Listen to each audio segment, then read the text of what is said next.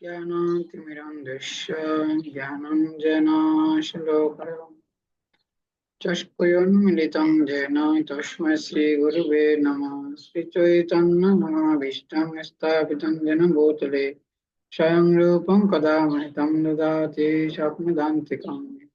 वन्देऽहं श्रीगुरो श्रीयुतपदकमलं श्रीगुरुन् वैष्णवांश्च श्रीरूपं साग्रजातं सहगणं रघुनाथं तं सजीवं साधुतं सावधूतं परिजनं सहितं कृष्ण चैतन्य देवं श्रीराधाकृष्णपादं सगण ललिता श्रीविशाखान्वितं च।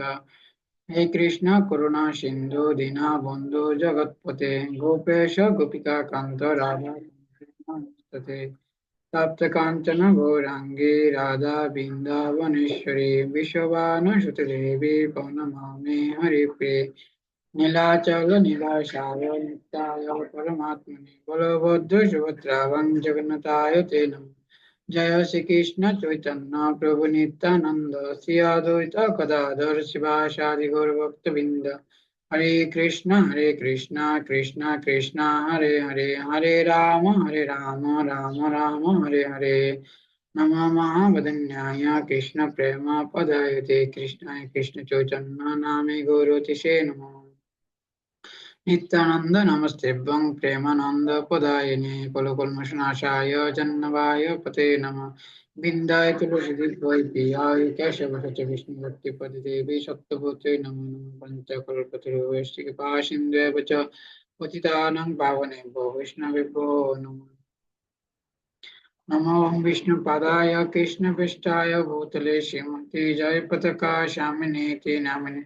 नमो आचार्यपादाय निताय कीपापदयिने गुरुपदामोदाय नवग्रामोतारिणे। नमो विष्णुपादाय कृष्णपृष्ठाय भूतले श्रीमते भक्तिवेदान्त स्वामिनेति नामिने। नमस्ते सरस्वती देवी गौरवाणी प्रचारिणे निर्विशेष शून्यवादी पाश्चात्य देशतारिणे। जय श्री कृष्ण चैतन्य प्रभु नित्यानंद श्री अद्वैत गदाधर शिवासादि गौर भक्तवृंद। हरे कृष्णा कृष्णा कृष्णा हरे हरे हरे राम राम राम हरे हरे। হরে কৃষ্ণ। তো আজকে আমরা ভগবত গীতার প্রথম অধ্যায় প্রথম নম্বর শ্লোকটা আমরা ধারাবাহিক ভাবে আমরা আলোচনা করব। তো আমি প্রথমে ভগবত গীতার গীতার মাহাত্ম্য একটা শ্লোক পড়ব। তো সিপা শঙ্করাচার্য এই গীতা মাহাত্ম্য লিখেছেন। তো বলছে, গীতাদায়ন শীলস্য প্রাণায়াম পরশচ নবসন্তি পাপানি পূর্ব জন্ম কৃতানি স। গীতাধ্যয়নশীলস্য প্রাণায়াম পরশচ নবসন্তি পাপানি পূর্ব জন্ম কৃতানি চ। তো কেউ যদি আন্তরিকভাবে কেউ যদি প্রতিদিন ভগবত গীতা অধ্যয়ন করে, তাহলে উনি উনি পূর্বজন্মের সমস্ত পাপ কর্মের ফল থেকে উনি মুক্ত হতে পারেন। মলিনে মোচনং পুংসাম জলে স্নানং দিনে দিনে সুকৃত গীতামিত স্নানং সংসার মলনাশনম। কেউ যদি প্রতিদিন একটা ভগবত গীতা কেউ যদি প্রতিদিন ভগবত গীতা অধ্যয়ন করেন, তাহলে উনি কি করেন, গঙ্গার জলে স্নানের ফল লাভ করতে পারেন। কিন্তু কেউ যদি গঙ্গার জলে স্নান করে, উনি পাপ কর্ম থেকে মুক্ত হতে পারেন, কিন্তু পাপ করার বাসনা থেকে মুক্ত হতে পারে না। কিন্তু কেউ যদি ভগবত গীতা অধ্যয়ন করেন, তাহলে উনি পাপ করার বাসনা থেকে সম্পূর্ণরূপে মুক্ত হতে পারেন। প্রথম অধ্যায় প্রথম নাম্বার শ্লোক। অর্জুন প্রথম অধ্যায় বিষাদ যোগ। ধৃতরাষ্ট্র উবাচ ধর্মক্ষেত্রে কুরুক্ষেত্রে সমবেতা যুযুৎসব মামকা পাণ্ডবশ্চৈব কিম কুর্বত সঞ্জয়। ধর্মক্ষেত্রে কুরুক্ষেত্রে সমবেতা যুযুৎসব মামকা পাণ্ডবশ্চৈব কিম কুর্বত সঞ্জয়। গীতার গান। ধর্মক্ষেত্রে কুরুক্ষেত্রে হইয়া একত্র যুদ্ধকামী মম পুত্র পাণ্ডব সর্বত্র কি করিল তারপর কহত সঞ্জয়। ধৃতরাষ্ট্র জিজ্ঞাসয়ে সন্দিগ্ন হৃদয়। অনুবাদ।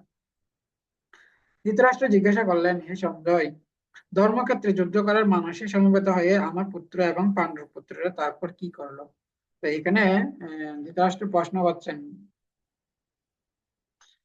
এখানে ধৃতরাষ্ট্র প্রশ্ন করছেন কাকে? সঞ্জয়কে প্রশ্ন করছেন। সঞ্জয় হচ্ছে যে ধৃতরাষ্ট্রের সচিব। তো সঞ্জয়কে এখানে প্রশ্ন করতে লাগলেন যে যে হে সঞ্জয়, যে এই যে ধর্মক্ষেত্র নামক, যে কুরুক্ষেত্র নামক যে ধর্মক্ষেত্র, সেখানে আমার পুত্র এবং পাণ্ডব পুত্ররা তারা তারা সমবেত হয়ে সেখানে কি করতে লাগলো, অর্থাৎ যুদ্ধের, কুরুক্ষেত্রে যুদ্ধের পরিস্থিতি সম্বন্ধে, আর সেই যুদ্ধক্ষেত্রে গিয়ে সেখানে কি করা হচ্ছে সেই সম্বন্ধে সঞ্জয়কে প্রশ্ন করা হচ্ছে। তো প্রকৃতপক্ষে ধৃতরাষ্ট্র জানতেন যে উভয়ই সেখানে যুদ্ধ করতে গিয়েছেন, কিন্তু সেখানে গিয়েছে তো ধৃতরাষ্ট্রের সে প্রশ্ন করার কারণ, ধৃতরাষ্ট্র জানতেন সেখানে কি হবে, সেখানে যুদ্ধ হবে, কিন্তু সেটা জানা সত্ত্বেও সেখানে উনি কি করতে লাগলেন, ধৃতরাষ্ট্র কেন এই প্রশ্নটা করেছিলেন তার কারণ হচ্ছে যে কি, কেননা কুরুক্ষেত্রটা হচ্ছে যে একটা ধর্মক্ষেত্র, যেহেতু সেখানে ধর্মক্ষেত্র সেখানে ধর্মের প্রভাব রয়েছে। তো যেহেতু তার পুত্রেরা হচ্ছে যে অধার্মিক, যেহেতু তার ধৃতরাষ্ট্র হচ্ছে যে জন্মান্ধ, অর্থাৎ উনি জন্মগতভাবে অন্ধ, আরেকটা হচ্ছে উনি পারমার্থিক ভাবেও তিনি হচ্ছেন অন্ধ। ধৃতরাষ্ট্র ঠিক সেরকম তার পুত্রেরা হচ্ছে যে কি, তার পুত্রেরা হচ্ছে যে ধৃতরাষ্ট্রের তারা তারা পারমার্থিক ভাবে তারা হচ্ছে যে অন্ধ। সেজন্য যেহেতু তার ধৃতরাষ্ট্রের পুত্ররা হচ্ছে যে অধার্মিক, আর পাণ্ডু পুত্ররা হচ্ছে তারা হচ্ছে যে ধার্মিক।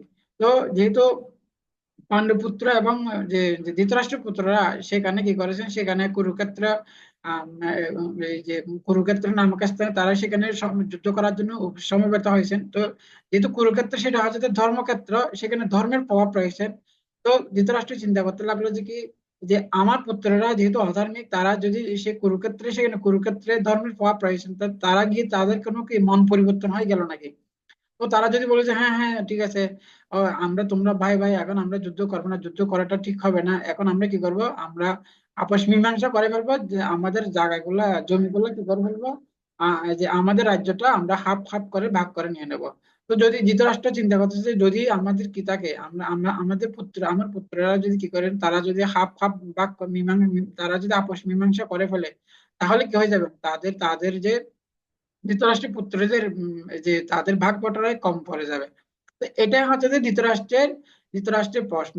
তো এটা হচ্ছে যে এটাকে বলে যে ক্ষুদ্রম হৃদয়ম দুর্বলম, অর্থাৎ এর যে মানে যাদের হৃদয় হচ্ছে অত্যন্ত ক্ষুদ্র, তা শুধু নিজের জন্য চিন্তা করে থাকেন, তখন এই সমস্ত ব্যক্তিগুলো চিন্তা করে তখন কি করেন, অন্যকে শত্রু বলে মনে করে থাকেন, যদিও বা সে তার শত্রু নয়, কিন্তু তবুও সে কি মনে করে থাকেন, সে মনে করে যে ওরা হচ্ছে যে আমার শত্রু। তো সেজন্য ওই নাম হচ্ছে যে সেজন্য এটা হচ্ছে যে ধৃতরাষ্ট্রের অন্তর্নিহিত তত্ত্ব। অর্থাৎ তারা সেখানে গিয়ে তারা কি করতে লাগলো, তারা কি তাদের কি হৃদয় কি পরিবর্তন হয়ে গেল নাকি, তারা কি আপস মীমাংসা করে ফেললো, নাকি তারা যুদ্ধ করতে লাগলো? তো ধৃতরাষ্ট্রের উদ্দেশ্য ছিল যে তারা যেন কি না করে, আপস মীমাংসা না করে, তার পুত্রেরা না পাণ্ডবদের সাথে যুদ্ধ করে। তো সেজন্য যদিও বা তারা ছিল যে উভয় পক্ষে ছিল, তারা ছিল যে কৌরব, কিন্তু এখানে কি করলো, এখানে সঞ্জয় ধৃতরাষ্ট্র বলতে লাগলো যে কি, মামকা পাণ্ডব, অর্থাৎ মামকা আমার পুত্র, এখানে কৌরব যদিও তারা একই বংশের, কিন্তু কিন্তু এখানে ধৃতরাষ্ট্র বলতে লাগলো যে মামকা, মামকা মানে হচ্ছে যে কি আমার পুত্র। তো এভাবে কি করলো, কৌরবদেরকে কি করে দিল, পাণ্ডবদেরকে কৌরবদের থেকে আলাদা করে দিয়েছিল।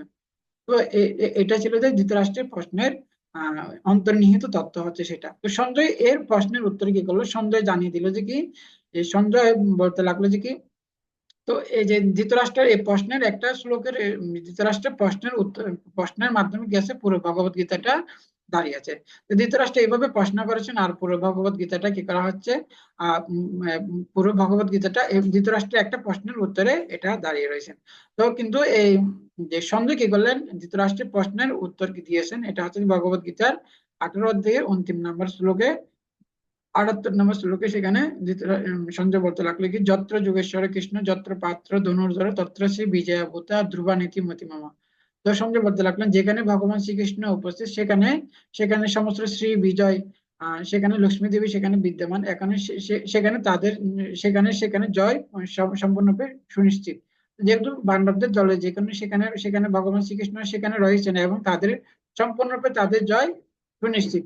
যেহেতু কৌরবদের সঙ্গে তাদের তাদের দলে যেহেতু ভগবান শ্রীকৃষ্ণ নেই, তাদের পরাজয় সম্পূর্ণরূপে নিশ্চিত। এভাবে কুরুক্ষেত্রে যুদ্ধ শুরু হওয়ার আগে কি করা হচ্ছে, যে পাণ্ডবদের জয় অবশ্যম্ভাবী, সেটা এখানে স্পষ্ট ভাবে সন্দেহ, সেটা ধৃতরাষ্ট্রকে জানিয়ে দিচ্ছে। যেহেতু ধৃতরাষ্ট্রের পুত্ররা হচ্ছে অধার্মিক, এবং যেহেতু পাণ্ডবদের মধ্যে সঞ্জয় পাণ্ডবদের পক্ষে সেখানে ভগবান শ্রীকৃষ্ণ উপস্থিত রয়েছেন, সেজন্য তাদের সম্পূর্ণরূপে জয় সুনিশ্চিত। তো এখানে যে সঞ্জয় বলতে লাগলো যে কি, কৃষ্ণকে এখানে যোগেশ্বর রূপে সম্বোধন করেছেন। তত্র যোগেশ্বর কৃষ্ণ তত্র পার্থ ধনুর্ধর তত্র শ্রী বিজয়ভূতা ধ্রুব নীতি মতিমমা। তো এখানে কৃষ্ণ হচ্ছে যে যুগেশ্বর, অর্থাৎ তিনি হচ্ছে যে কি সমস্ত যুগের ঈশ্বর। তো যেহেতু তিনি সমস্ত যুগের ঈশ্বর, সেজন্য কি করতে হয় না, যিনি কৃষ্ণ ভক্ত উনি কেবলমাত্র কৃষ্ণেরই আরাধনা করেন। তাকে আর আলাদা আলাদা কোনো কি করতে হয় না, যোগ ধ্যান তপস্যা যাগ যজ্ঞ কোনো অনুষ্ঠান করতে হয় না। তো যিনি ইতিমধ্যে কি করেছেন, যিনি ইতিমধ্যে কৃষ্ণের আরাধনা করেন, তিনি ইতিমধ্যে কি করেছেন, তিনি যোগ ধ্যান তপস্যা আহ যাগ যজ্ঞ তপস্যা উনি ইতিমধ্যে উনি এগুলো সম্পূর্ণ সম্পূর্ণ সম্পাদন করেছেন। সেজন্য তাকে এগুলো আলাদা আলাদা ধরনের কোনো যোগ ধ্যান তপস্যা তাকে করতে হয় না। যিনি ভগবানের আরাধনা করেন তিনি ইতিমধ্যে এগুলা যোগ ধ্যান তপস্যা যজ্ঞ অনুষ্ঠান এগুলো ইতিমধ্যে সম্পাদন করেছেন। সেজন্য কৃষ্ণ ভক্ত কেবলমাত্র কৃষ্ণেরই আরাধনা, সেজন্য বলে কৃষ্ণ ভক্ত নিষ্কাম এতএব শান্ত। তো সেজন্য কৃষ্ণ হচ্ছে যে সমস্ত যুগের ঈশ্বর। সেজন্য কৃষ্ণকে কেউ যদি কি করেন, যেহেতু যেহেতু যেখানে কৃষ্ণ থাকেন সেখানে আহ যেখানে কৃষ্ণ থাকে সেখানে কি থাকেন, সেখানে সমস্ত শ্রী পরাজয়, সেখানে সেখানে জয়, সেখানে সম্পূর্ণরূপে সুনিশ্চিত। যেহেতু পাণ্ডবদের দলে কৃষ্ণ রয়েছেন সেজন্য তাদের জয়, তাদের জয় সম্পূর্ণরূপে সুনিশ্চিত। এভাবে কি করতে লাগলেন, সম্রাট ধৃতরাষ্ট্রকে সম্পূর্ণরূপে সে কথা জানিয়ে দিলেন। তো ধৃতরাষ্ট্র হচ্ছে দেখি, ধৃতরাষ্ট্র হচ্ছে দেখি তিনি হচ্ছে যে ধৃতরাষ্ট্র শব্দের অর্থ কি, ধৃতরাষ্ট্র মানে ধৃত মানে হচ্ছে দেখি ধারণ করেন, রাষ্ট্র মানে হচ্ছে রাষ্ট্রকে। অর্থাৎ যে ব্যক্তি তার তার রাষ্ট্রকে ধারণ করে থাকেন, যে ব্যক্তি তার দেহ তাকে ধারণ করে থাকেন, যে ব্যক্তি তার দেহের প্রতি আসক্তি থাকেন, তখনই কি হয়, তখনই কি করেন, তিনি হচ্ছে যে ধৃতরাষ্ট্র। ঠিক সেরকম প্রকৃতপক্ষে ধৃতরাষ্ট্র ধৃতরাষ্ট্রের যে তার যে ধৃতরাষ্ট্র কি করা হচ্ছে, ধৃতরাষ্ট্র আমাদেরকে ধৃতরাষ্ট্র আমাদেরকে ধৃতরাষ্ট্র কি করতেছেন, ধৃতরাষ্ট্র তার যে দেহের প্রতি যে আসক্তি এবং তার যে অধার্মিক পুত্রদের প্রতি অধার্মিক পুত্রদের প্রতি যে আসক্তি রয়েছে, তো সেটা এভাবে ধৃতরাষ্ট্রের যে তার যে তার কথার মাধ্যমে সেটা সম্পূর্ণরূপে প্রকাশিত হচ্ছে। তো আমরা একটা সুন্দর একটা প্রথমে একটা গল্প শ্রবণ করব, এবং এই গল্পের মাধ্যমে সেটা আমরা খুব সহজেই বুঝতে পারবো। তো একসময় কি হয়, একটা ধৃতরাষ্ট্র তিনি সে হচ্ছে যে কিরকম, তার সে মুখে বলে একটা, কিন্তু তার অন্তরের কথা একটা, কিন্তু আহ, বাইরের কথা একটা, অন্তরের কথা একটা, কিন্তু তার সে মুখে বলে একটা, কিন্তু কিন্তু সে কিন্তু সে অন্তরের কথা আর একটা। তো বলা হচ্ছে যে কি, একটা মানুষকে আউটসাইডে অনেক সুন্দর ভালো দেখা যায়, সে তার কথাবার্তা, আহ, কিন্তু ইনসাইডে তার আসল রূপটা কি থাকে, ইনসাইডে তার আসল রূপটা ভিতরে লুকিয়ে থাকে। আপাত দৃষ্টিতে তাকে অনেক ভালো মনে হলেও কিন্তু ইনসাইডে কি থাকে, তার আসল রূপটা সেখানে লুকিয়ে থাকে। আসল তার যে স্বভাব চরিত্র, এগুলো সম্পূর্ণরূপে সেটা লুকিয়ে থাকে। তো একসময় কি হয়, একসময় একটা তো আমরা হলাম তো অনেকটা ঠিক সেরকম, আমরা হলাম ধৃতরাষ্ট্রের মতো, আমরা বলি যে আমরা কি করব, আমার এগুলা পাপ কর্ম করা ঠিক নয়। তো আমরাও এরকম অনেক সময় কি করে থাকি, ধৃতরাষ্ট্রের মতো বলে থাকি এটা করা ঠিক নয়, এটা করা ঠিক নয়। কিন্তু আমরা যদিও বলি, মুখে বলি, কিন্তু যখন আমরা জীবনে, যখন আমরা প্র্যাকটিক্যালি পার্সোনাল, যখন যখন ব্যক্তিগত প্রয়োগ, তখন সেটা আমরা যথাযথভাবে কি করা হয় না, যথাযথভাবে সেটা আমাদের ব্যক্তিগত জীবনে প্রয়োগ করা হয় না। তো আমরা যখন যেমন ধরেন একটা মানুষ যখনই মারা যায়, তখন আমরা বলি যে হ্যাঁ মানে কি জীবনটা হচ্ছে অনিত্য, আমাদের ধর্ম করা উচিত। কিন্তু আমরা জানি সবাই মারা যাচ্ছে, কিন্তু যখন আমরা আমাদের কেউ যখন বলে আপনি একটা হরে কৃষ্ণ মন্ত্র জপ করুন, তখন বলি যে কি, যে আমাদের এখন এখন সময় নেই, এখন আমি অনেক ব্যস্ত। এভাবে আমরা অজুহাত দেখিয়ে দিই, কিন্তু কি করি, কিন্তু প্রকৃতপক্ষে আমরা নিজেকে আমরা নিজেকে টকিয়ে দিই, সেটা আমরা কি করতে পারি না, যেটা উপলব্ধি করতে পারি না। তো একসময় কি হয়, একসময় একটা ব্যক্তি আহ একসময় একটা পাখি, একটা একসময় একটা ব্যক্তি একটা রেস্টুরেন্টে যায়, তখন সেখানে সেখানে একটা পাখি, সেখানে একটা পাখি রয়েছে। তো সে পাখিটা বলতে লাগলো, সে পাখিটা বলতে লাগলো যে এই যে মুক্তি চাই, মুক্তি চাই, মুক্তি চাই, মুক্তি চাই। তখন সে পাখিটা মুক্তি মুক্তি প্রার্থনা করতে লাগলেন। তখন সে ব্যক্তিটা উনি তখন সে পাখিটার প্রতি সহৃদয় হয়ে উনি কি করতে লাগলেন, তখন উনি সে রেস্টুরেন্টের মালিককে গিয়ে কি করলেন, যে আপনি কি ব্যাপারে এই পাখিটাকে, আমি এটার মূল্য প্রদান করব, আপনি এই পাখিটাকে ছেড়ে দিন। যখনই সে তখন কি করলো, সে সে মূল্য প্রদান করলো এবং পাখিটাকে ছেড়ে দেওয়া হলো। যখন কিছুদিন পর আবার সে মালিকটা যখনই কি করলো, সেই মালিকটা যখনই আবার সে রেস্টুরেন্টে, যখনই সে লোকটা, ভদ্রলোকটা যখন আবার সেই রেস্টুরেন্টে আসলো, তখন দেখলো যে কি সে একই পাখিটা কি করতে লাগলো, সে আবার বলতে লাগলো যে মুক্তি চাই, মুক্তি চাই, মুক্তি চাই, মুক্তি চাই। যখনই তখনই সে ভদ্রলোকটা অবাক হয়ে গেল যে এই পাখিটাকে আমি কিছুদিন আগে কি করেছি, এটাকে আমি যে টাকা দিয়ে কিনে এটাকে আমি ছেড়ে দিয়েছি, কিন্তু অটোমেটিকলি আবার পাখিটা সেখানে সে কাঁচার ভিতরে এসে সে করতে লাগলো, মুক্তি কামনা করতে লাগলো। কিন্তু কাঁচার মুখ খোলা রয়েছে, কিন্তু সে মুখে বলতে চায় আমি মুক্তি চাই, মুক্তি চাই, মুক্তি চাই, কিন্তু অন্তরে সে কি করতে চায় না, অন্তরে সে মুক্তি মুক্তি চায় না। ঠিক পাখিটার মতো হচ্ছে যে ধৃতরাষ্ট্রের অবস্থা। এবার সে ভদ্রলোক আসল ব্যাপারটা বুঝতে পারলেন, যদিও টিয়া পাখিটা মুখে আওড়া ছিল মুক্তি চায়, মুক্তি চায়, মুক্তি চায়, কিন্তু অন্তরে সে কাঁচাটির প্রতি অত্যন্ত আসক্তি ছিল। তাই তাকে সেখান থেকে ছেড়ে দেওয়ার পরও সে আবার কাঁচাটির ভিতরে প্রবেশ করেছিল তার আসক্তির কারণে। যদিও সে মুখে বলছিল মুক্তি চায়, কিন্তু আসলে সে অন্ধভাবে কাঁচাটির প্রতি আসক্ত, এবং সে সে সেখানেই থাকতে চায়। ধৃতরাষ্ট্রের অবস্থা ছিল সে পাখিটার মতো। তিনি সবসময় বলতেন আমি মুক্তি চাই, ধর্ম করতে চাই, অন্যায় পছন্দ করি না, কিন্তু অন্তরে তিনি প্রচন্ডভাবে তার পুত্রদের প্রতি আসক্তি ছিলেন এবং তাদের সকল অন্যায্য কার্যে সহযোগিতা ও সমর্থন করেছিলেন।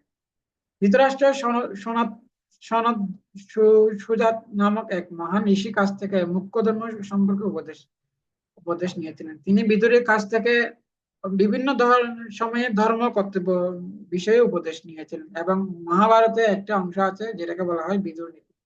বিদুর সেই নীতিগুলো ধৃতরাষ্ট্রের উদ্দেশ্যে উপদেশ করেছিলেন। তাছাড়া ধৃতরাষ্ট্রের ভীষ্মদেব, দ্রোণাচার্য, কৃপাচার্য, সঞ্জয় নিকট থেকে নানা সময়ে অনেক ভালো ভালো উপদেশ পরামর্শ নিয়েছেন, কিন্তু এর কোনোটি তিনি ব্যক্তিগত জীবনে প্রয়োগ করেননি, মেনেও চলেননি। বরং কনিক নামক তার এক মন্ত্রী মন্ত্রণায় সুকনি দুর্যোধনের কথা মতো তিনি পাণ্ডবদের পুড়িয়ে মারার জন্য তাদেরকে বারনাবত নগরে প্রেরণ করেছিলেন এবং হত্যা করার চেষ্টা করেছিলেন। তিনি রাজ্যের প্রতি অত্যন্ত আসক্তি ছিলেন এবং হত্যা করার চেষ্টা করেছিলেন। তিনি রাজ্যের প্রতি অত্যন্ত আসক্ত ছিলেন, যা তার নাম থেকে বোঝা যায়।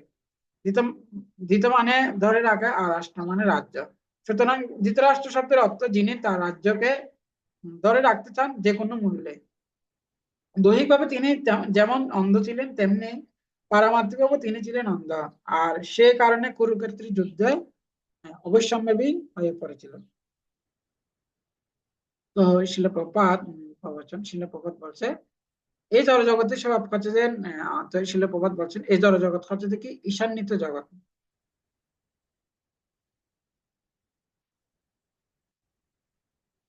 বলা হচ্ছে যে এই জড়জগৎ হচ্ছে যে সম্পূর্ণরূপে ঈশান্বিত জগৎ।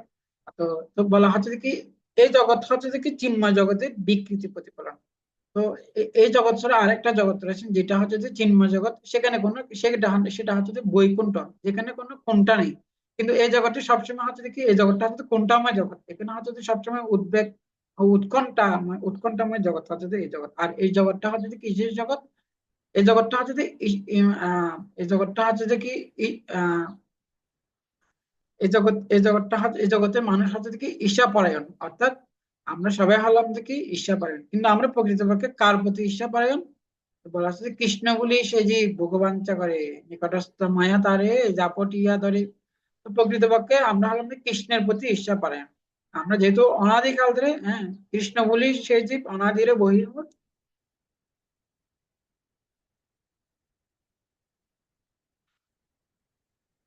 কৃষ্ণ বলি সে জীব অনাদির বহির্মুখ এতএব মায়া তারে সংসারে দিত। তো আমরা কৃষ্ণকে অনাদিকাল ধরে, কৃষ্ণকে আমরা অনাদিকাল ধরে কি আছি, কৃষ্ণকে আমরা অনাদিকাল ধরে ভুলে আছি।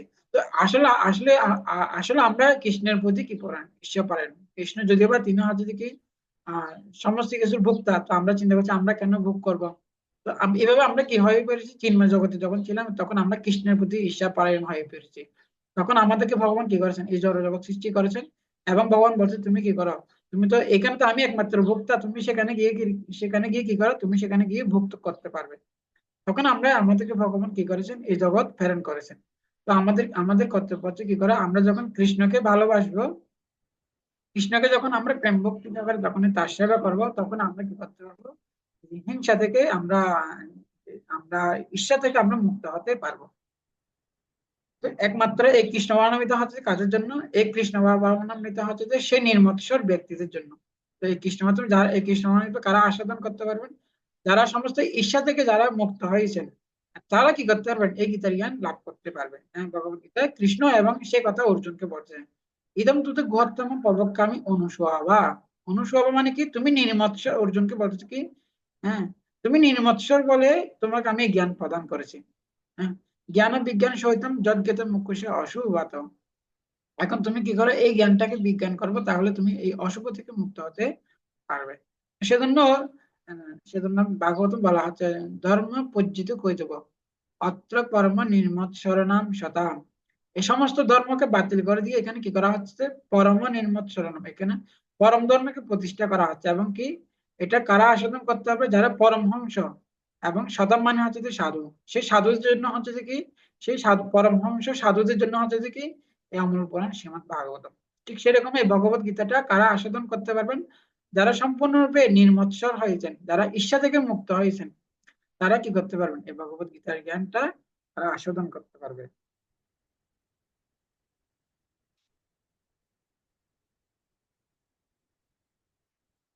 এই জড়জগতের স্বভাব হচ্ছে, এখানে সর্বদাই ঈর্ষা হিংসা প্রবৃত্তি রয়েছে। চিন্ময় জগৎ ঠিক তার বিপরীত। সেখানে কোনো রাজনীতি নেই, সেখানে কোনো ঈর্ষা নেই, সেখানে কোনো হিংসা নেই। আর জড় জগৎ মানে হচ্ছে যে রাজনীতি, ঈর্ষা, কূটনীতি, মাৎসর্য ও এবং আরো বহু অনর্থ। এমনকি স্বর্গলোকেও এইসব রয়েছে। তো শুধু এই জড়জগৎ, শুধু এই পৃথিবীতে নয়, এমনকি এই জড়জগতে প্রত্যেকটা গ্রহলোকও সেখানে রয়েছে। না, অনেক সময় দেখা যায় দেবতাদের মধ্যে কি হয়, দেবতা এবং অসুরদের মধ্যে যুদ্ধ হয়, এবং দেবতাদের মধ্যে কি হয়, বিভিন্ন রকম নানা রকম যুদ্ধ হয়। সেজন্য সেটা এমনকি স্বর্গলোকেও সেটা বিদ্যমান। এমনকি স্বর্গলোকেও এইসব রয়েছেন। পশুদের সমাজেও রাজনীতি রয়েছেন। মাৎসর্যতা মানে ঈর্ষা, প্রত্যেকে অন্য কারো প্রতি ঈর্ষা করেন। তারা ভাই নাকি পরিবারের সদস্য, তাতে কিছু যায় আসে না। এখানে ধৃতরাষ্ট্র, সেজন্য এই পৃথিবীতে বলা হচ্ছে কি, ব্যক্তি টু ব্যক্তি, পরিবার টু পরিবার, সমাজ টু সমাজ, দেশ টু দেশ, সারা পৃথিবীতে কি হচ্ছে? জক্রাজাটি হচ্ছে। কেন হচ্ছে? না, একজন একজনের প্রতি ঈর্ষা পরায়ণ। তো বলা হচ্ছে কি, শুধু পশু সমাজে নয়, এবং সেটা মনুষ্য সমাজও কি, সে পশু সমাজে যেরকম জক্রাজাটি হয়, ঠিক ঠিক ঠিক সেরকম মনুষ্য সমাজও ঠিক সেরকম। তো বলা হচ্ছে কি, একটা ঘরে যদি অনেকগুলো কুকুরকে যদি বেঁধে রাখা হয়, সেখান থেকে আমরা কখনো ভালো কিছু আশা করতে পারি না। ঠিক সেরকম আজকে পৃথিবীর মানুষগুলো কি হয়ে গেল, ঠিক একটা একটা একটা ঘরে যেরকম কুকুরগুলা যদি বেঁধে রাখা হয়, সেখান থেকে কেবল কি হবে, সেখান থেকে একটা চিৎকার আওয়াজ হবে। ঠিক সেরকম এই জগৎ কি হয়ে গেল, ঠিক মানে কি, পশুর মতো হয়ে গেল। সে মনুষ্য সমাজ এখন কি হয়ে গেল, পশু তুল্য হয়ে গেল। দেখা যাচ্ছে প্রতিটি ব্যক্তি টু ব্যক্তি, পরিবার টু পরিবার, সমাজ টু সমাজ, দেশ টু দেশ, শুধু হিংসা হিংসি, মারামারি, এগুলা রাজনীতি। পশুদের সমাজে রাজনীতি রয়েছে। মৎসরতা মানে ঈর্ষা, প্রত্যেকে অন্য কারো প্রতি ঈর্ষা করেন। তাই তারা তারা ভাই নাকি পরিবারের সদস্য, তাদের কিছু যায় আসে না। এখানে ধৃতরাষ্ট্র এবং পাণ্ডু দুই ভাই ও তাদের পুত্রদের মধ্যে ঈর্ষা বিদ্যমান দেখা যাচ্ছে। কৃষ্ণ মহানমিত আন্দোলন হচ্ছে নির্মৎসর ব্যক্তিদের জন্য। এখানে মানুষদের প্রশিক্ষণ দেওয়া হয় যে কিভাবে তারা নির্মৎসর হতে পারে। ঈশ্বর স্বভাব আমাদের অনুধাবন করা উচিত। তো এই কৃষ্ণ মহানমিত, এখানে কি শিক্ষা প্রদান করা হচ্ছে? কিভাবে আমরা নির্মৎসর হতে পারি, এই শিক্ষা প্রদান করা হচ্ছে। ঈর্ষা বা মাৎসর্য মানে আপনি কোনো কিছুর বৈধ মালিক, কিন্তু আমি আপনাকে তা অধিকার দিচ্ছি না।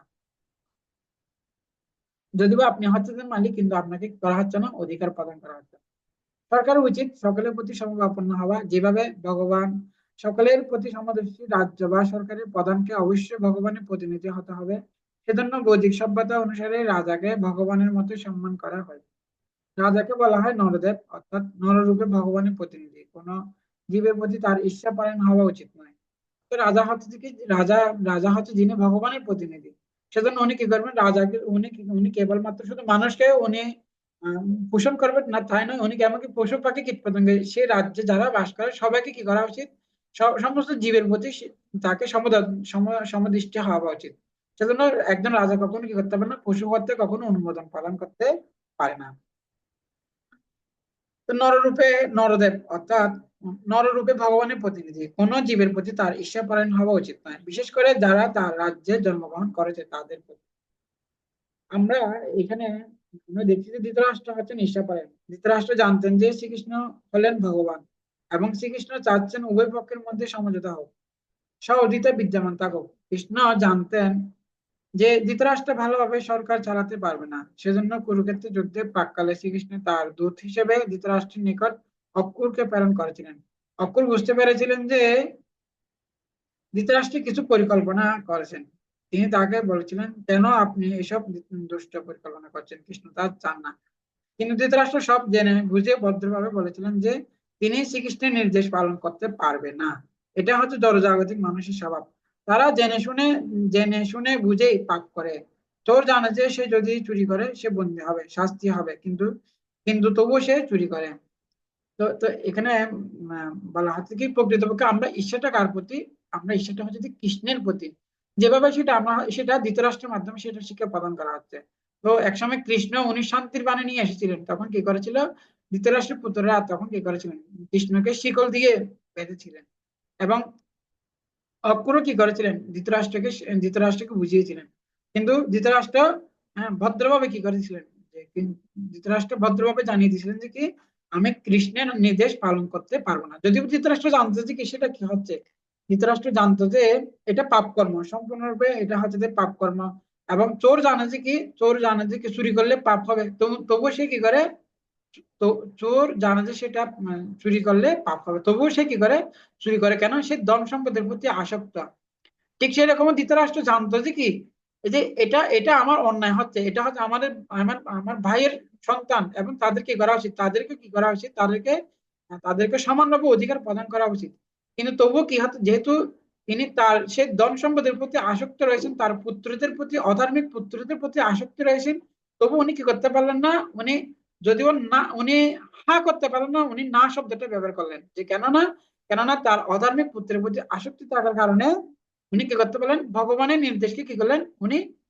অস্বীকার করলেন। ঠিক সেরকম আমরাও কি করি? আমরা জানি যে কি আমাদের, আমরাও এই আমরা যখনই আমাদের কি থাকে, আমাদের যখনই জড় বিষয়ের প্রতি যখনই আসক্তি থাকে, তখন আমরা জানি যে সেটা পাপ কর্ম। কিন্তু যেহেতু সেই বিষয়ের প্রতি আমাদের আসক্তি আছে, সেজন্য আমরা জেনে শুনে কি করতে পারি না। আমাদের যেহেতু সেই বিষয়ের প্রতি আসক্তি থাকে, সেজন্য আমরা কৃষ্ণের কথাকে আমরা অস্বীকার করে থাকি, আমরা কৃষ্ণের কথাকে আমরা নির্দেশগুলো পালন করতে পারি না। তো এটা হচ্ছে ধৃতরাষ্ট্রের মনোভাব, এটা হচ্ছে যে আমাদের মনোভাব। আমরা কি করতে পারি না? কৃষ্ণের নির্দেশকে পালন করতে পারি না। এটা হচ্ছে যে আমাদের রোগ। আমাদের রোগ হচ্ছে যে কি, আমরা কৃষ্ণের নির্দেশকে মেনে চলি না, আমরা কৃষ্ণের নির্দেশকে সবসময় কি করে থাকি? অবজ্ঞা করে থাকি। সেজন্য আমাদের সমস্ত দুঃখের কারণ হচ্ছে কি, কৃষ্ণের নির্দেশকে যথাযথভাবে পালন না করাটা হচ্ছে যে আমাদের রোগ। এটা হচ্ছে ধৃতরাষ্ট্রের রোগ। এখানে ধৃতরাষ্ট্র বলছেন মামাকা এবং পাণ্ডবা, অর্থাৎ আমার পুত্রগণ এবং সমবেত মানে তারা সমবেত হয়েছে। সে সমাবেশের উদ্দেশ্য কি? যুদ্ধোৎসব যুদ্ধের জন্য উভয় পক্ষ যুদ্ধ করার বাসনা নিয়ে সমবেত হয়েছে কুরুক্ষেত্রের রণে। তো এখানে ধৃতরাষ্ট্র যে প্রশ্ন করেছেন, কি মুকুরবত? ধৃতরাষ্ট্র প্রশ্ন সেটা আমরা বলেছি।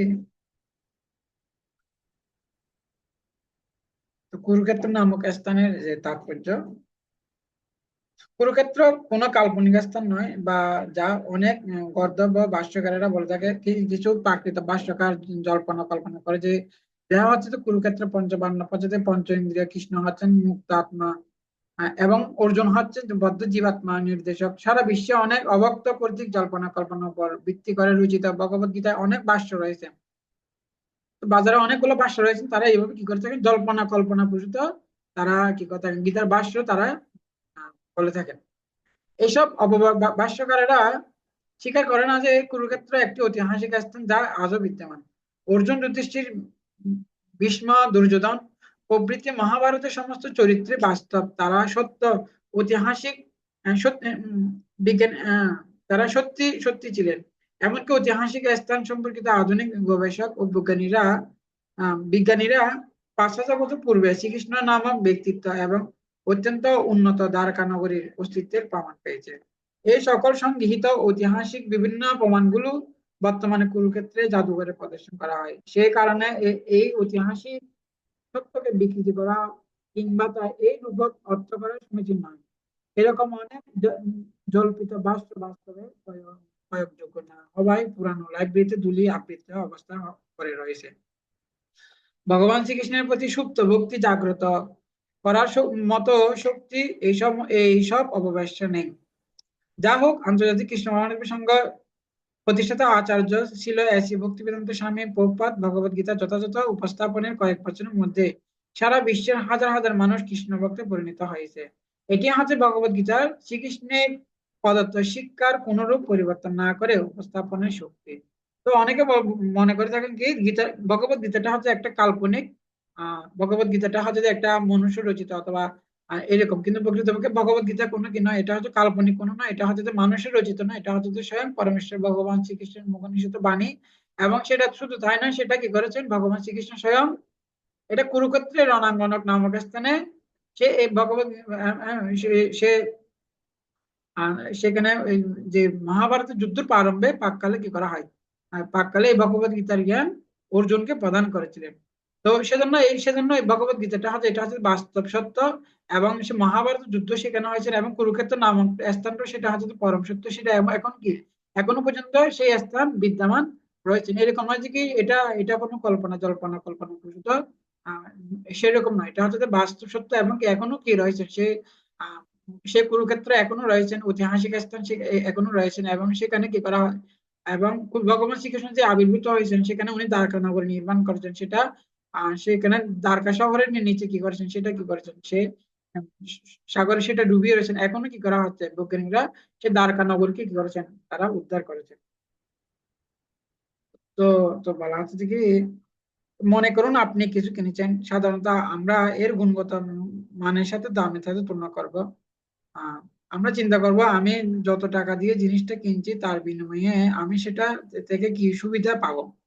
যদি সুবিধার চেয়ে মূল্য বেশি হয় তখন আমরা তা দর কষাকষি করি অথবা পণ্যটি না কিনে ফিরে আসি। যা হোক, যখন আমরা কোনো জিনিসের প্রতি আসক্তি হই আমরা সেটা মূল্য বিবেচনা না করে কিনে ফেলি।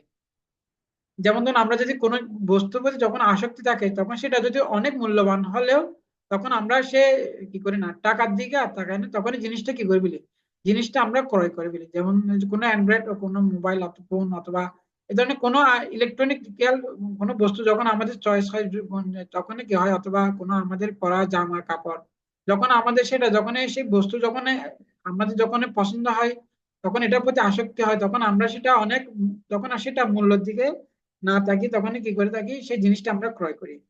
এই ব্যাপারটিও মানুষের সাথে আচরণের ক্ষেত্রে সে সত্য। কেউ যদি আমাদেরকে দিয়ে কিছু করাতে চায় আমরা সাধারণত চিন্তা করি তাদের বাসনা পূরণ করতে আমাদের কি পরিমাণে সময় অর্থ শক্তি ব্যয় হবে এবং তার বিনিময়ে আমরা তার থেকেও কি পাবো। আমরা তার কাজটি করবো কিনা নির্ভর করে সেই ব্যক্তি আমাদের কাছে কত গুরুত্বপূর্ণ তার উপর। যাই হোক, আমরা যখন কারো প্রতি আসক্ত হই আমরা সাধারণত ব্যয় বিবেচনা করি না, আমরা তাদের যে কোনো মূল্য সন্তুষ্ট করতে চাই অথবা অন্তত তারা যাতে অসন্তুষ্ট না হয় সেটা নিশ্চিত করতে চাই। আমরা অনেক সময় আসক্তির কারণে আমরা আমাদের মূল্যবোধ নৈতিকতাকে বিসর্জন দিয়ে দিই। আসক্তির কারণে আমরা তাদের সাথে অনেক ভয়ানক কাজও করে ফেলি। যে কোনো মূল্যে এই না বলার অক্ষমতা ছিল কুরুক্ষেত্রে সে ভয়ানক যুদ্ধের কারণ। ধৃতরাষ্ট্র কুরুবংশের কার্যনির্বাহী রাজা, তার পুত্র দুর্যোধনের প্রতি এতই আসক্তি ছিল যে তিনি দুর্যোধনকে না বলতে পারেননি।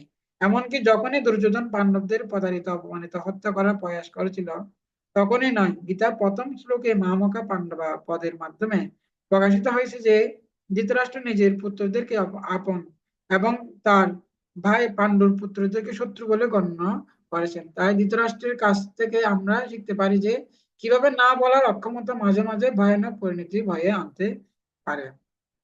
তো অনেক সময় কি হয়, আমরা যখনই বস্তু প্রতি যখন আসক্ত হয়ে পড়ি তখন কি হয়ে পড়ি, তখনই আমরা মূল্যবোধ নৈতিকতা এগুলো বিসর্জন দিয়ে দিই। তখন আমরা অধর্মের পথে কি হয়, যখন কোনো অধর্মিক কোনো কাজে যখন কি হয় সেই অধর্মতে যখন আসক্ত হয়ে পড়ি তখনই কি করি, আমরা আমাদের যে নৈতিকতা মূল্যবোধ এগুলো বিসর্জন দিয়ে সেই এ, যে অধর্ম কাজের সাথে আমরা সংযুক্ত হয়ে পড়ি, তখন আমরা কি করে ফেলি, তো আমাদের সব গুণগুলো আমাদের সম্পূর্ণরূপে আমাদের থেকে বিনষ্ট হয়ে যায়। ধৃতরাষ্ট্র কি করেছেন, সেরকম তার অধার্মিক পুত্রের প্রতি আসক্তির কারণে সে মূল্যবোধ এবং নৈতিকতাকে বিসর্জন দিয়েছেন। মনে করুন, তো তো এখানে হচ্ছে কি কৃষ্ণ ভগবানের মৃত্যুটা হচ্ছে একটা সুচিকিৎসক। তো দুর্যোধনের কর্তব্য ধৃতরাষ্ট্রের কর্তব্য ছিল যে কি করা, তার পুত্রদের সৎ সুচিকিৎসা করা। কিন্তু তিনি কি করেছেন, উল্টো কি করেছেন, তো ধৃতরাষ্ট্র তার পুত্রদের উনি কি করে ফেললেন, চিকিৎসা না করে তাদের উল্টা উনি রুগী বানিয়ে রাখেন। মনে করুন একজন ডাক্তার এক অসুস্থ শিশুকে একটা ইনজেকশন দিতে চান, কিন্তু শিশুটা উচ্চ সুরে কান্না শুরু করেছে এবং ডাক্তারের বিরুদ্ধে অভিযোগ করছে, আপনি এত নিষ্ঠুর, আমাকে সহায়তা করার পরিবর্তে আপনি আমাকে আঘাত করেছেন। ডাক্তার যদি শিশুটার কান্না শুনে চিকিৎসা বন্ধ করে দেন, তাহলে শিশুটাকে ভবিষ্যতে আরো বেশি কান্না করতে হবে। আমরা যখন কারো প্রতি আসক্ত হয়ে পড়ি, তখন আমরা সেই ডাক্তারের মতো আচরণ করে যিনি চিকিৎসা বন্ধ করে দিয়েছেন। আমরা মনে করি আমরা লোকটাকে কষ্ট দিচ্ছি না, তাদের যত্ন নিচ্ছি, কিন্তু আসল ব্যাপারটা হচ্ছে আমরা চাই তার যেন আমাদের সম্পর্কে খারাপ কিছু না ভাবে। তাদের কল্যাণ কামনা করাও আমাদের কর্তব্য। যদি দীর্ঘস্থায়ী কল্যাণের জন্য সাময়িকভাবে তাদেরকে অসন্তুষ্ট করতে হয়, তবে সেটা করা হচ্ছে প্রকৃত ভালোবাসার পরীক্ষা। আসক্তিকে অনেক সময় ভালোবাসার মতোই মনে হয়, কিন্তু এর ফলে আমাদের প্রিয়জনকে বর্তমানে সুখ দিতে গিয়ে আমরা তাদের ভবিষ্যতে দুঃখদায়ক করে তুলি। যদিও বা ধৃতরাষ্ট্র যখনই কোনো একটা যে চিকিৎসক যখনই একজন রোগীর কাছে যাবেন, তখন কি করা হবে, ধরুন কারো যদি একটা যদি যে কি বলা হয় পুরা উঠে, তখন যখন যখন টিউমার উঠবে অথবা ফোড়া উঠে, তখন কি করতে হবে, সেটা সে কি করতে হবে, সে বিষগুলা পুরাটাকে কি করতে হবে, গেলে দিতে হবে। যখন সে পুরাটা যখন গেলে দেওয়া হবে, তখন সে সম্পূর্ণরূপে সুস্থ হয়ে উঠবে। কিন্তু তাকে যদি কি করা হয়, তাকে যদি কিছু অ্যান্টিবায়োটিক খাওয়া হয়, তখন সে কি হবে, অথবা কিছু মলম লাগানো হয়, তখন সে পুরাটা যদি বা আপাতত দৃষ্টিতে সে কি হয়ে যাবে, সেটা কমে যাবে, কিন্তু কিছুদিন পর সেটা এখন সামনে উঠবে, কিন্তু কিছুদিন পর সেটা পিছনে উঠবে। যখন পিছনে উঠবে, শরীরের পিছনে অংশ উঠবে, তখন তার কষ্টটা কি হবে, আরো বেড়ে যাবে। কিন্তু সবচেয়ে ভালো হচ্ছে কি, তার ভিতরে যে যে বিষগুলো রয়েছে, সেই বিষগুলা কি করতে হবে, যে পুরাটাকে গেলে দিয়ে সেই বিষগুলাকে যখন বের করে ফেলা হবে, তখন সে সম্পূর্ণরূপে সুস্থ হয়ে যাবে। কিন্তু কি করা হচ্ছে, যদি বলে যে সে যদি ডাক্তার যদি মনে করে যে না না, যদি বিষগুলা যদি কি করা হয়, গালে হয়, তাহলে সে অনেক কষ্ট পাবে। কিন্তু সে রুগীর কষ্ট দেখে যদি সে কি করে সে যে ডাক্তার যদি চিন্তা করে যে না না রুগীর কষ্ট হবে, এখন তাকে তার পোলাটা গেলে দেওয়া যাবে না, তখনই কি হবে, এটা প্রকৃত সুচিকিৎসা নয়, আরো কি করা হচ্ছে, রোগীর রোগটা আরো বাড়িয়ে দেওয়া হচ্ছে, তার কষ্টটা আরো বাড়িয়ে দেওয়া হচ্ছে। ঠিক সেরকম ধৃতরাষ্ট্র তার পুত্রের প্রতি কি ছিল, তার পুত্রদের প্রতি আসক্তির কারণে সে তার পুত্ররা কি ছিল, তারা বিভিন্ন রকম অধার্মিক কাজে সংযুক্ত ছিল। কিন্তু যেহেতু তাদের প্রতি আসক্তি ছিল, সে কি করতে পারে না, তাদেরকে কখনো তাদেরকে কখনো বাধা দিতে পারে না। এবং এভাবে কি হলো, তারা জঘন্যতম পাপ কর্মে তারা লিপ্ত হলো, এবং কি হলো পরিণামে, ধৃতরাষ্ট্র যেরকম মন্দ ব্যক্তি হিসেবে সুপরিচিতি লাভ করলো, ঠিক সেরকম তার পুত্ররা মন্দ ব্যক্তি হিসেবে পরিচিতি লাভ করেছিল। দুর্যোধনের সাথে ধৃতরাষ্ট্র সেটাই করেছিলেন।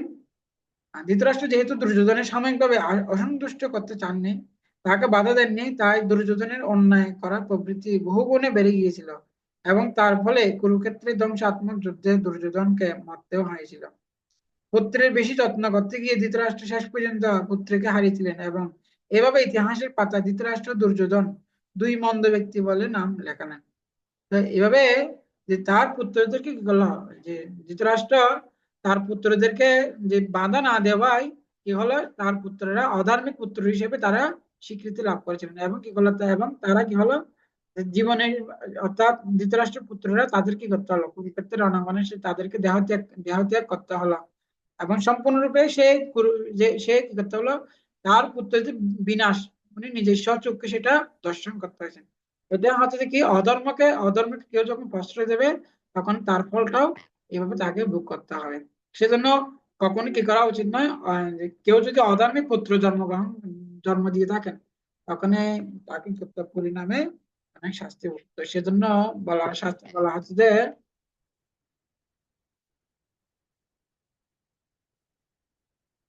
বরং এক গুণীপুত্র ন চ মূর্খ শতোপি, এক চন্দ্র তমহন্তি ন চ তারা গুণেপি।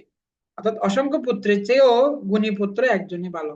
অসংখ্য পুত্রের চেয়েও কি করতে পারে, একজন গুণী পুত্র অনেক ভালো। কত পুত্রেণ জাতেন জন বিধান ন ধার্মিক, কানেন চক্ষুষা কিংবা চক্ষু পীড়া এব কেবল।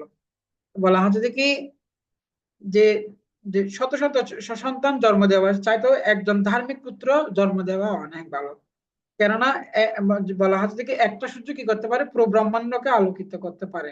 ঠিক সেরকমও একটা পুত্র কি করতে পারেন, পুরো বংশটাকে কি করতে পারেন, আলোকিত করতে পারেন। যেরকম প্রহ্লাদ মহারাজ উনি তার পুরো বংশটাকে আলোকিত করেছেন, যেরকম ধ্রুব মহারাজ উনি পুরো বংশটাকে আলোকিত করেছেন, শিল প্রভুপাদ সারা বিশ্বকে উনি আলোকিত করেছেন।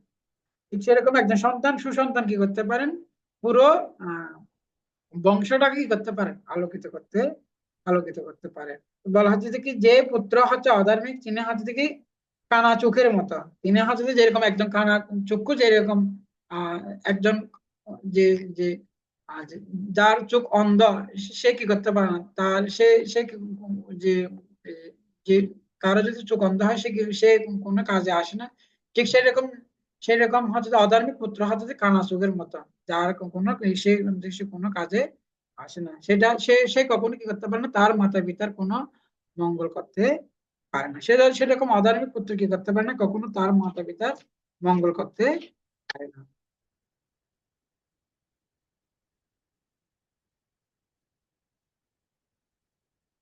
তো বলা হচ্ছে যে কি যে তো কুরুক্ষেত্রের ইতিহাস সম্বন্ধে বলা হচ্ছে, কুরুক্ষেত্র আসলে কি, কুরুক্ষেত্রের ইতিহাস সম্বন্ধে এখানে বলা হচ্ছে, এই শ্লোকে বলা হচ্ছে ধর্মক্ষেত্রে কুরুক্ষেত্রে।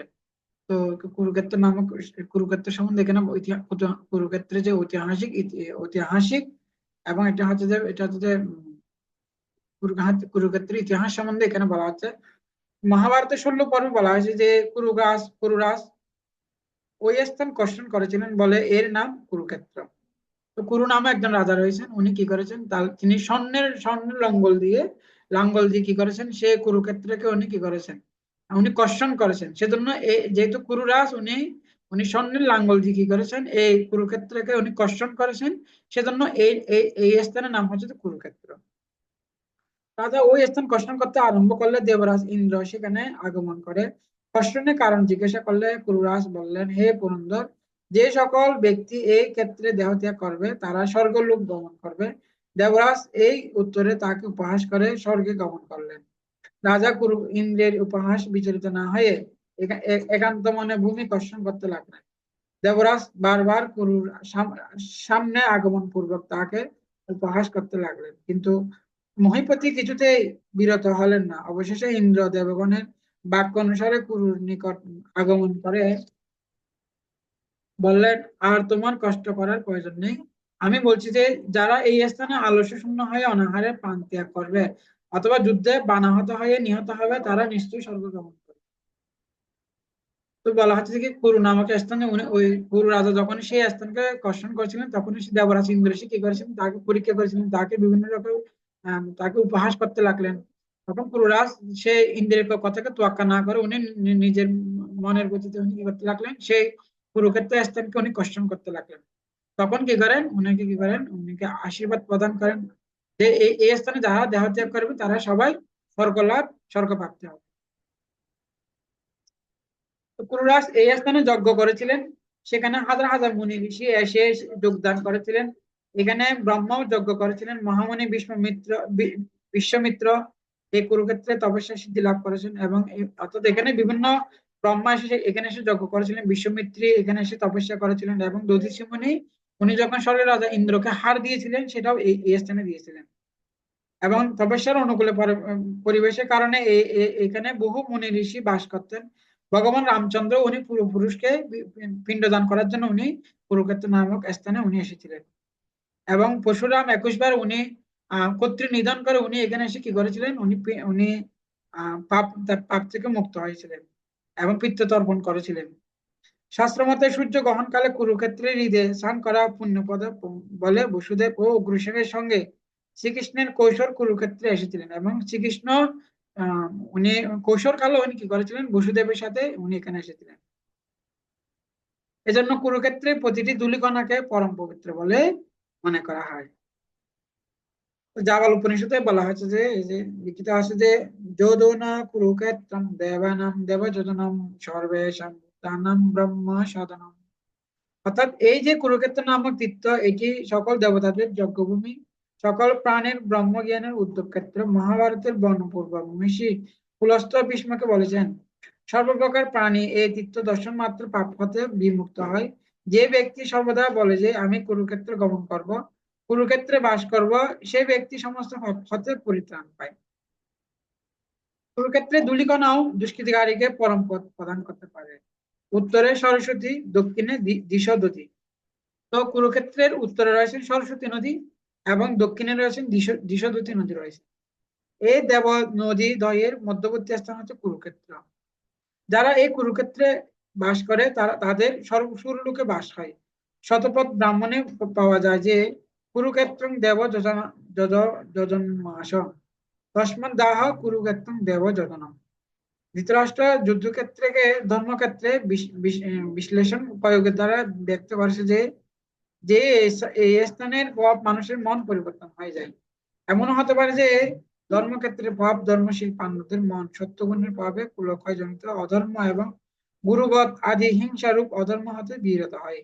রাজ্য লাভের আশা ত্যাগ করে যারা ভিক্ষ ধর্ম অবলম্বন করে পুনরায় বনবাসী হবে। আবার দুর্যোধন আদি তার অধার্মিক পাপাত্মা পুত্র ধর্মক্ষেত্রে প্রভাব সত্যগুণের প্রভাব প্রাবল্যে মন পরিবর্তন করে উদারতার বশে বিনা যুদ্ধে পাণ্ডবদের সাথে আপোষ মীমাংসা করে ফেলতে পারে। এই দুই প্রকার মন ভাবনাতেই ধৃতরাষ্ট্র সুন্দরকে ওইরূপ প্রশ্ন জিজ্ঞাসা করেছিলেন। এইভাবে আহ এইভাবে কি করা হচ্ছে এখানে যে কুরুক্ষেত্রে যে এটা হচ্ছে যে অত্যন্ত পবিত্র স্থান। এখানে কুরুক্ষেত্রে যে অত্যন্ত ঐতিহাসিক এবং পবিত্র স্থান, ভগবান শ্রীকৃষ্ণ কি করেছেন, ভগবান শ্রীকৃষ্ণ স্বয়ং এই কুরুক্ষেত্রের যুদ্ধের আয়োজন করেছেন। উনি কৃষ্ণ চিন্তা করলেন যে কি যে আমি যখনই চলে যাব তখনই কি করব, এই যে আমি যখন চলে যাব তখনই মানুষ কি করবেন, এই ভগবত গীতাকে আশ্রয় করে তারা কি করতে পারবেন, তারা পরম সত্য পরম সত্য সম্বন্ধে অবগত হতে পারবেন, তারা ভগবত তত্ত্বজ্ঞান লাভ করতে পারবেন এবং তারা ভগবত তত্ত্বজ্ঞান লাভ করলে তাদের কর্তব্য কর্ম সম্বন্ধে তারা জানতে পারবেন। এবং তখন তারা ভগবত ভক্তি, তারা আমার শরণাগত হয়ে এবং যে ভগবত সেবায় যুক্ত হয়ে তারা এই জড়বন্ধন থেকে মুক্তি লাভ করতে পারবে। অর্থাৎ প্রকৃতপক্ষে ভগবত গীতার জ্ঞান দান করার উদ্দেশ্য হচ্ছে যে কি, জীব যেন এই জীব যেন এই জড়জগতের বন্ধন থেকে মুক্ত হয়ে তারা যেন ভগবত ধামে, তাদের নিত্য আলয় ভগবত ধামে ফিরে যেতে পারে। এটা হচ্ছে যে ভগবত গীতার উদ্দেশ্য। আর ভগবত গীতার উদ্দেশ্য হচ্ছে যে কি, কৃষ্ণ, আমরা যেন কৃষ্ণের চরণে শরণাগত হই। সেজন্য কৃষ্ণ বলছেন সর্বধর্মান পরিত্যাজ্য মামেকং শরণং ব্রজ অহং তম সর্ব পাপভ্য মুক্তামি নাশাচ। তোমরা কি করে আমার শরণাগত হও, আমি তোমাদেরকে সমস্ত পাপ থেকে মুক্ত করে দেবো। এটা হচ্ছে যে কৃষ্ণের উদ্দেশ্য, আমরা যেন কৃষ্ণের শরণাগত হই। এবং কৃষ্ণ হচ্ছে আমাদের মাতা পিতা। কৃষ্ণ মাতা, কৃষ্ণ পিতা, কৃষ্ণ প্রাণধন। কৃষ্ণ হচ্ছে আমাদের মাতা পিতা। আমরা যদি কৃষ্ণের শরণাগত হই তাহলে আমরা সমস্ত জড়বন্ধন থেকে মুক্ত হয়ে আমরা ভগবানের কাছে ফিরে যেতে পারবো। সেজন্য যিনি কৃষ্ণের চরণে শরণাগত হয়েছে তিনি এই জীবনে বেঁচে থেকেও তিনি হচ্ছে মুক্ত। ইহাদস্য হরিদাস্য কর্মণাম মনসা গিরা। আহ বলা হচ্ছে যিনি এই জগতে গীতাকে, যিনি ভগবানের সেবায় যুক্ত হয়েছেন, তিনি এই জগতে থেকেও উনি সমস্ত কর্মের বন্ধন থেকে তিনি সম্পূর্ণরূপে মুক্ত। তো আমরা এই যে প্রথম শ্লোকের এই যে আমরা আরো একটা পার্টে আমরা এটা আরো আলোচনা করব।